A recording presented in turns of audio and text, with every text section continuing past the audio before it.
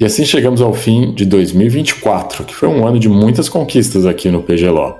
Foi o ano do nosso aniversário de 10 anos, o ano que contou com diversos reconhecimentos, participações na mídia, episódios de podcast e casos muito interessantes. E claro, a honra de ter sido escolhidos como o melhor escritório de M&A, Mid and Small Cap do Brasil de 2024. Então, realmente foi um ano muito especial em todas as áreas, né? Também nas áreas de contencioso, de recuperação judicial, que também receberam vários reconhecimentos como esse. E é justamente por isso que a gente escolheu, né, encerrar o ano falando um pouco das conquistas de 2024, seus diversos acontecimentos e os nossos agradecimentos, né, aos nossos clientes e parceiros que nos permitiram chegar até aqui. É por isso que hoje a gente está recebendo o nosso sócio, meu sócio, Tomás Luiz Santana. Tomás, é um prazer participar pela primeira vez, veja só, de um episódio de podcast com você. Prazer é todo meu, Carlos. Finalmente a gente num episódio juntos para comemorar esse ano de 2024 que foi espetacular. E eu sou o Carlos Portugal Gouveia, nós somos sócios do PGLO e essa retrospectiva PG On Air 2024.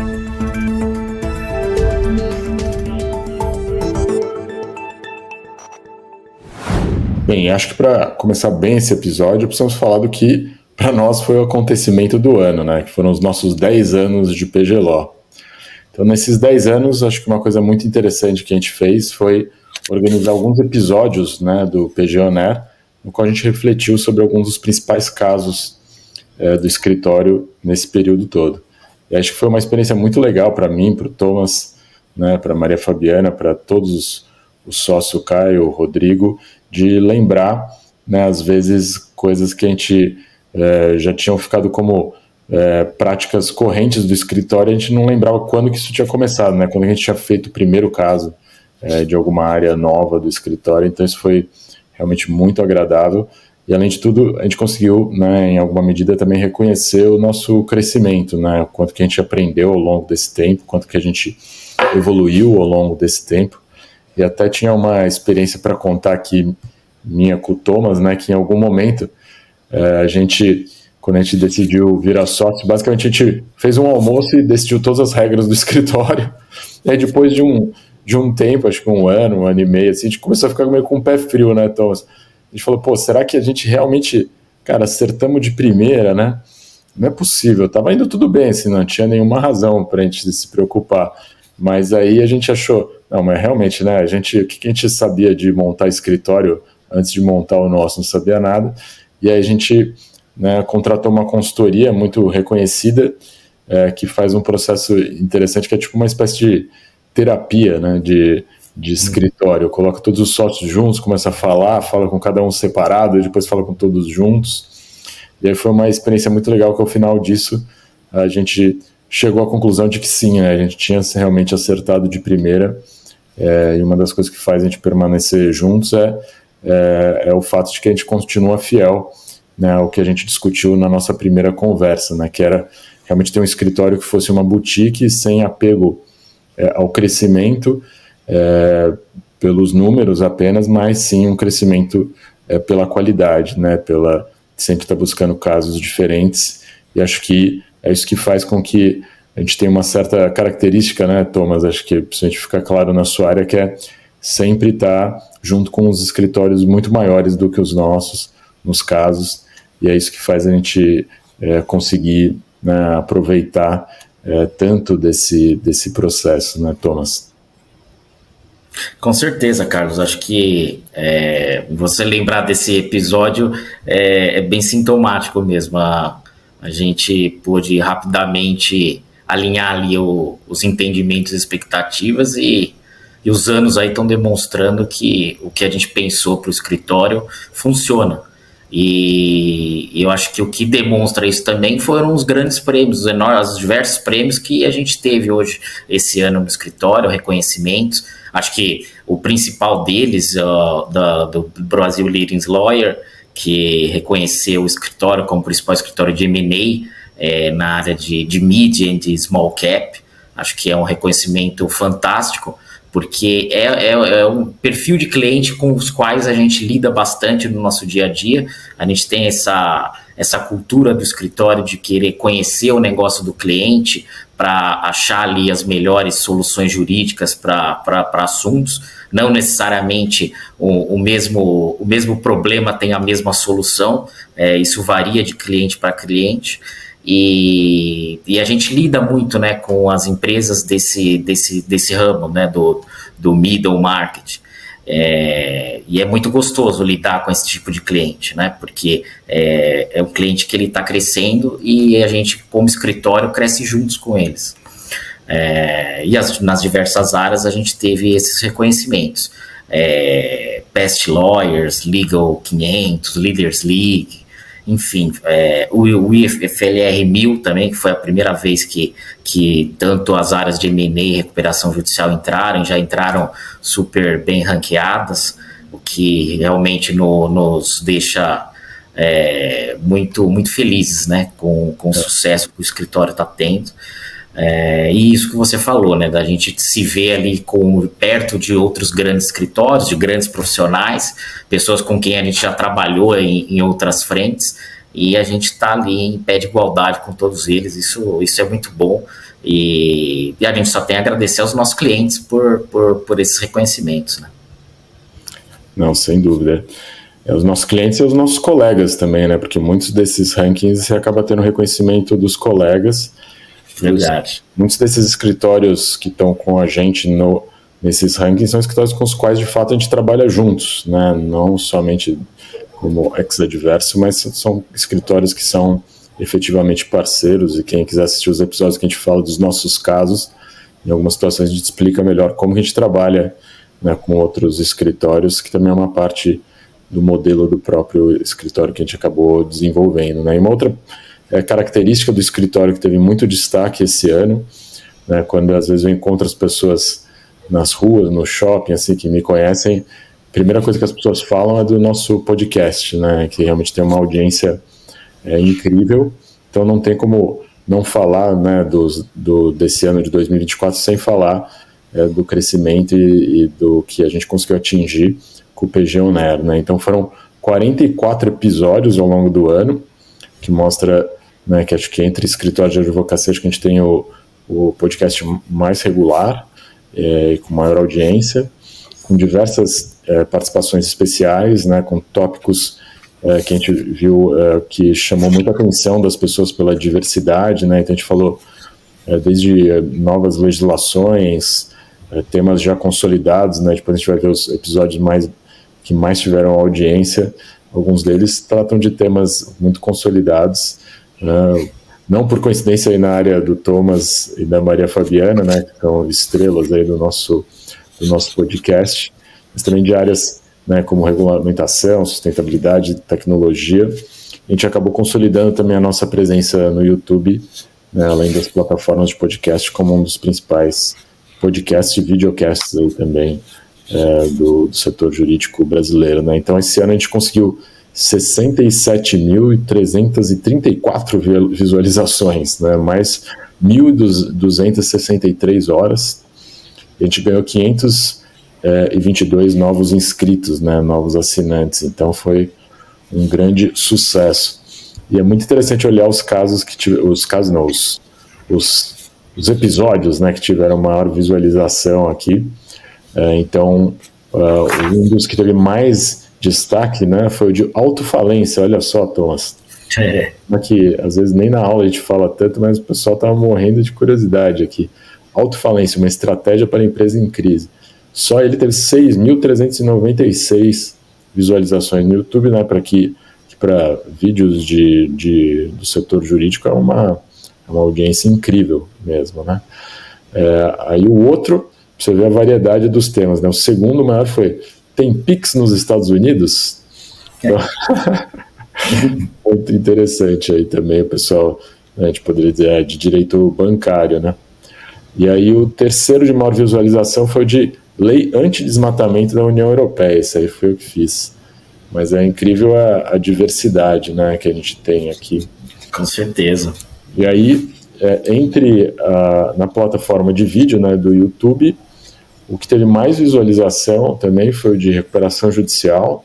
Teve 8.757 visualizações, né? Então ele dizia o que é recuperação judicial, a gente vê aí o interesse do público em geral pelo seu tema aí, né, Thomas? E acho que a sua arte destacou bastante esse ano. A minha mãe está entrando muito lá para ver os vídeos. A sua mãe, nossas filhas, né? Impressionante essa nova geração também. Só engajada. Engajada demais aí. Aí o segundo com mais visualizações aqui, um outro que teve bastante destaque, foi também falência superavitária versus 100 bens, diferenças e impactos. Aí a gente teve aqui por que investir no mercado imobiliário, 1.900 visualizações.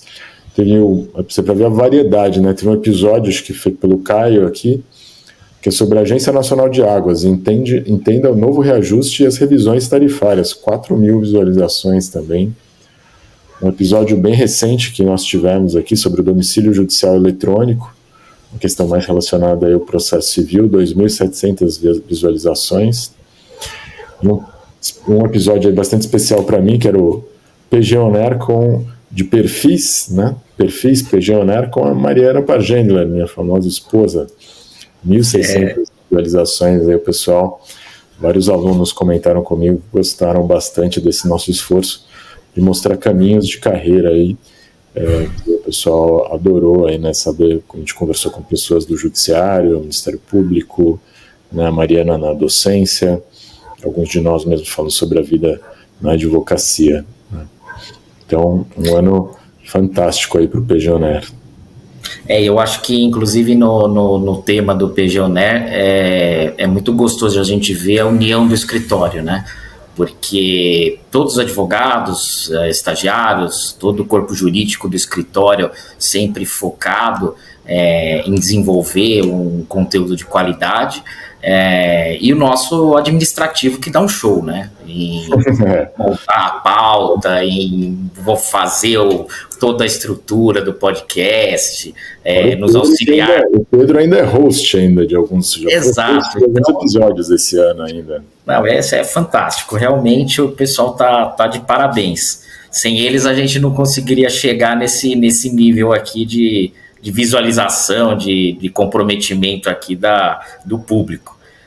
E outro aspecto que acho que não tem como a gente também não falar desse grande ano do escritório, acho que os artigos, né, as publicações que os advogados, estagiários, sócios do escritório participaram, entrevistas vinculadas na mídia, sempre jornais e revistas de grande impacto, né, de amplo reconhecimento. Isso daí a gente tem que agradecer muito também a nossa assessoria de imprensa, né, que sempre consegue bons jornalistas com boas perguntas para que a gente possa desenvolver temas diversos.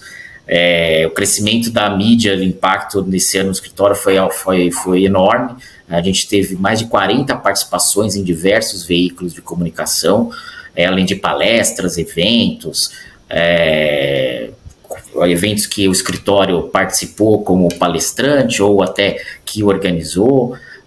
Eu estava ontem, inclusive, no lançamento de uma obra coletiva, diversos artigos aqui que foram escritos. Eu sou um dos autores de um dos artigos, e aí estava folheando o livro, surpresa, tem lá um artigo da Mariana também no livro, eu nem sabia. Tem meu também. Tem do Embrademf? Tem o seu também? Então eu nem cheguei no seu ainda. A gente vai se surpreendendo. Então, realmente é o que mostra a magnitude, né? E como é gostoso fazer esse tipo de trabalho, né? A gente geralmente nesses eventos a gente lida com os nossos pares, né? Com parceiros, e é sempre bom porque você fica sabendo como os outros escritórios estão desempenhando, o que está acontecendo, e a gente tem que ter um grau legal de comparação para a gente perceber que aparentemente estamos fazendo as coisas certinhas, né? Isso que é legal. Em algumas situações foi engraçado esse ano que, por exemplo, a gente teve algumas matérias na mídia, né, que o jornalista falou comigo como professor da USP e com o Rodrigo Fialho como professor da GV. falou separado, assim, felizmente, nossa, a gente estava falando coisas parecidas, indo na mesma direção, ufa, né? Imagina se cada um fala para um... O cliente ia ficar maluco, né? Falou, e agora? Eu sigo quem? E realmente foi um ano de muito impacto na mídia, né? A gente saía no jornal quase toda semana.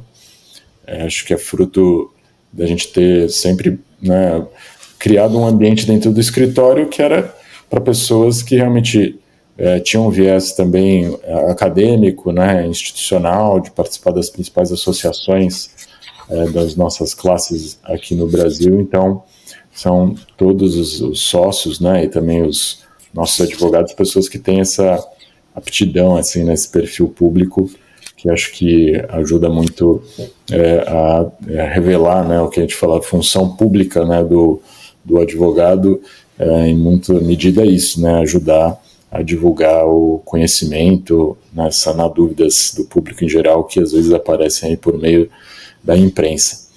Mas também foi um ano especial, porque a gente teve casos muito interessantes aqui no escritório, né? Então, Thomas, quer começar você falando aí dos casos que você mais destacaria aí do seu time? Eu acho que um caso que chamou muita atenção, tomou muito do tempo da equipe esse ano, e começou já, no comecinho do ano ele já estava ali bombando, foi uma recuperação judicial de um produtor rural do sul do Mato Grosso.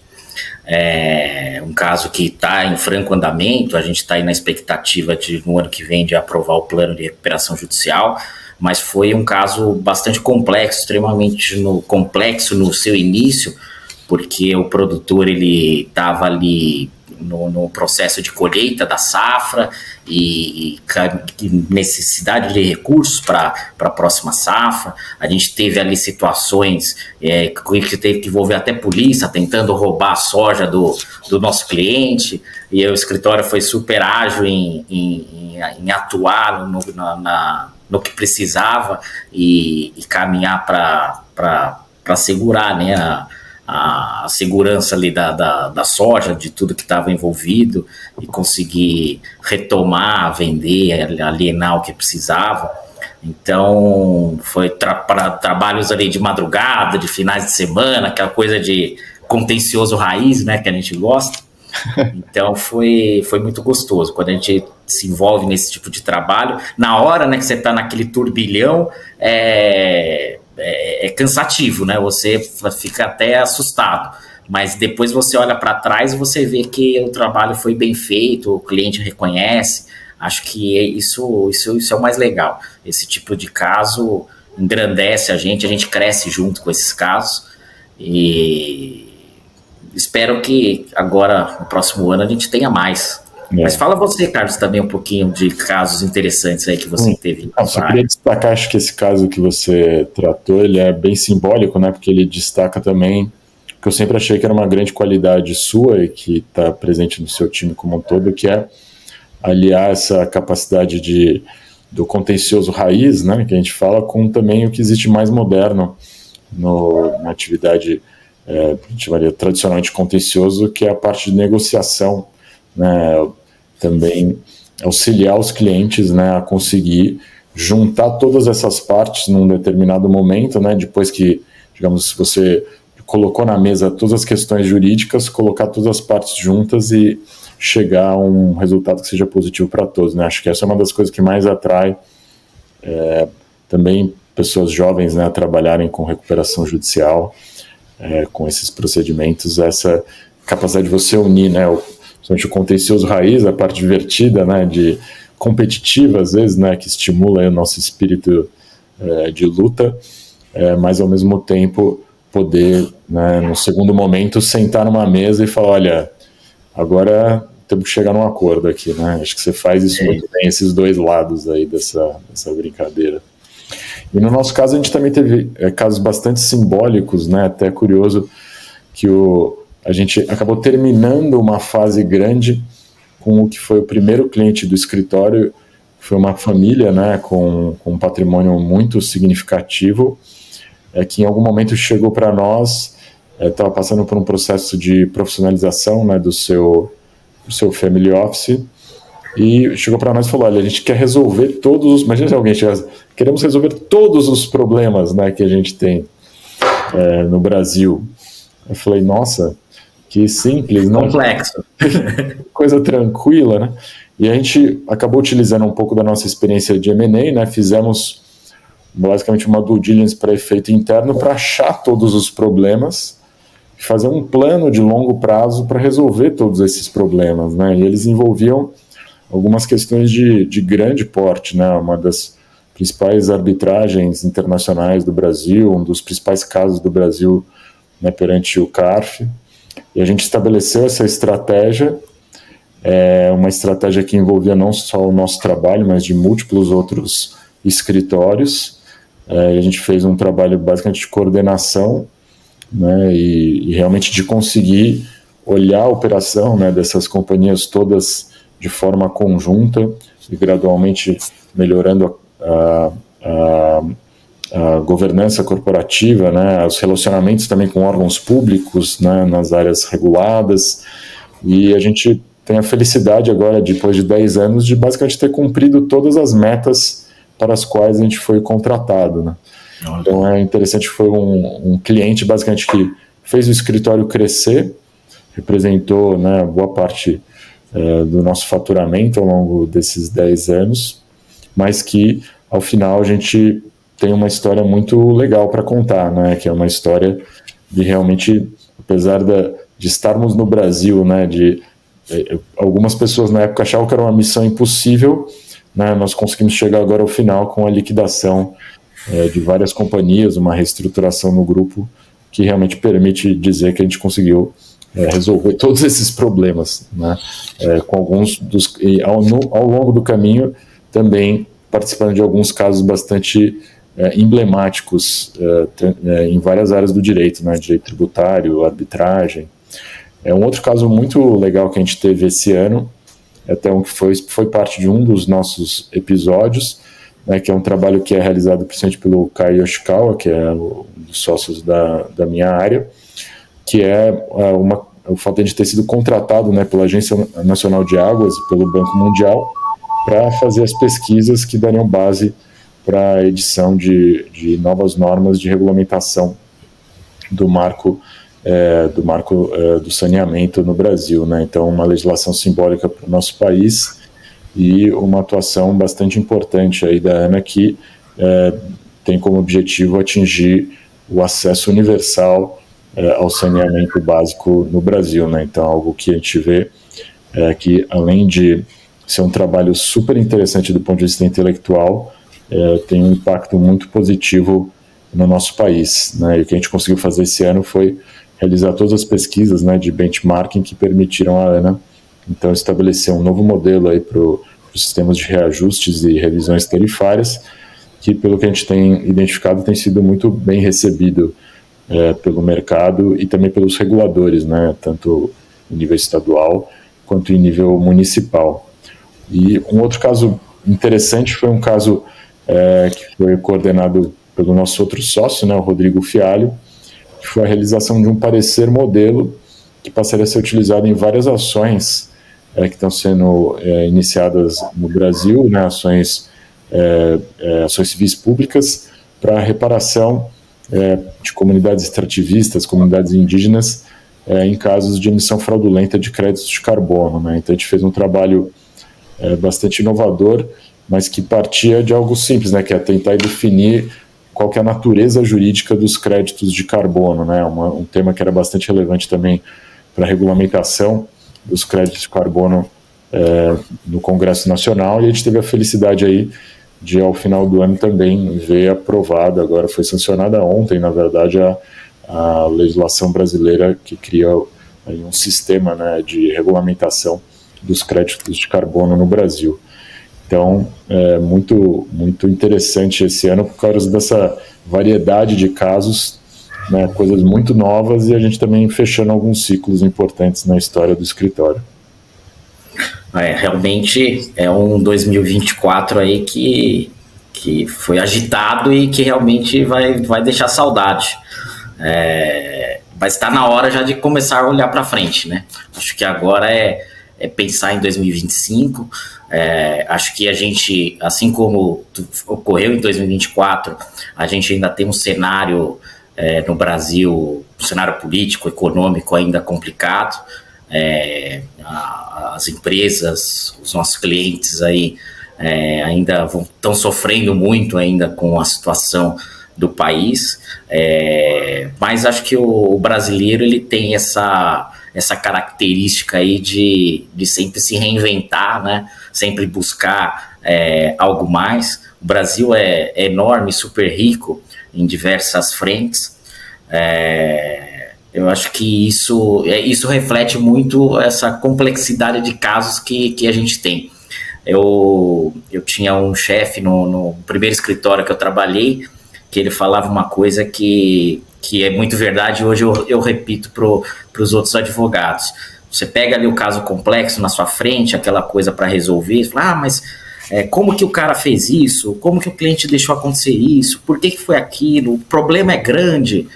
Então, mas se não fosse grande, não estava aqui. É por isso.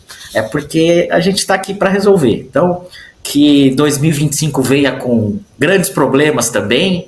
A gente vai estar aqui à disposição dos clientes para ajudá-los e com certeza vamos conseguir ajudá-los, porque não há como a gente não reconhecer como esses clientes são nossos parceiros, fazem parte da nossa vida, do nosso dia a dia, e essa equipe que a gente tem no escritório, tanto o corpo jurídico como administrativo, que virou nossa família. Então, que 2025 venha muito forte para a família PGLO. É isso aí, Thomas. E a gente está bastante otimista em relação ao ano de 2025, né?